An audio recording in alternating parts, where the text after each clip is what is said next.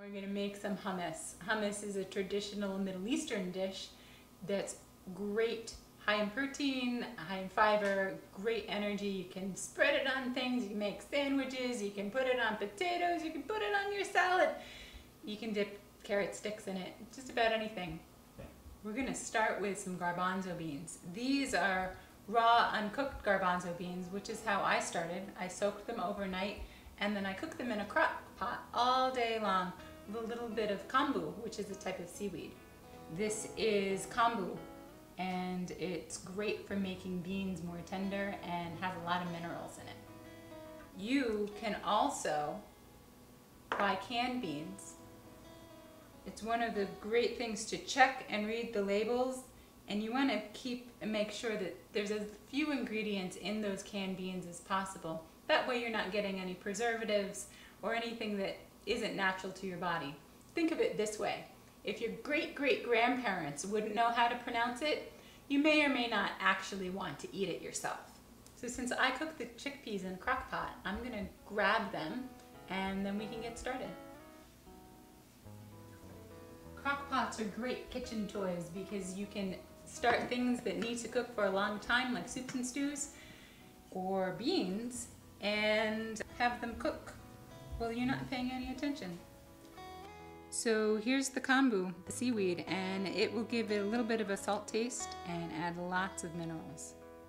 I'm going to add these chickpeas into my food processor. Okay. If you don't have a food processor, feel free to use a blender. Just do it in several batches. It'll work better that way. Since I cook these myself and there's not any extra salt or anything, I can use all of the bean liquid that I want. If I was using canned beans, I would rinse them and then add any water I needed, just as plain water. That way I wouldn't have too much salt in my final dish. So for this amount of chickpeas, I would probably use 2 cloves of garlic. It's totally fine to use more, but not everyone likes it super strong.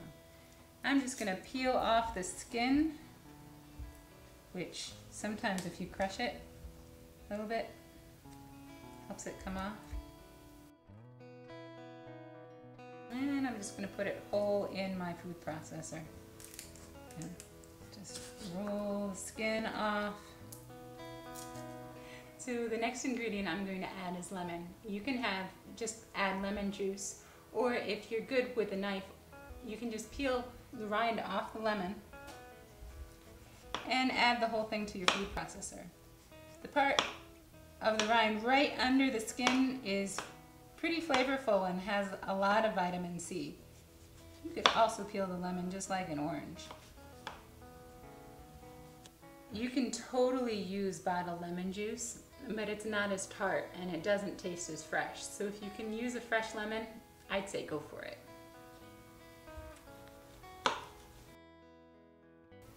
I'm going to put this in whole, seeds and all. Now I'm going to add some sesame tahini. Tahini is just like peanut butter, except made out of sesame seeds. You can use it on toast, or you can add probably about 1/3 of a jar right into your hummus. The last 2 ingredients are some olive oil,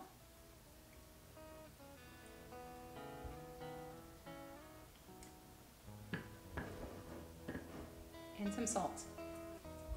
About 1/2 teaspoon of salt and 2 or 3 tablespoons of olive oil. Now all that we have to do is put the lid on and make some noise.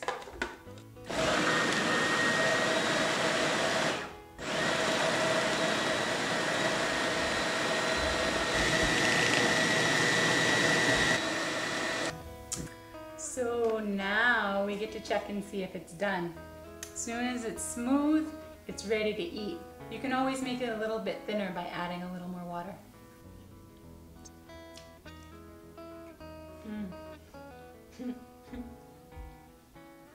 That's good.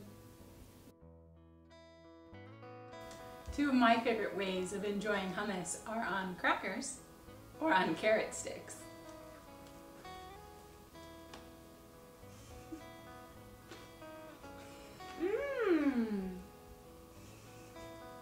Find more Mojo approved, fun, easy recipes at yogajourneys.tv.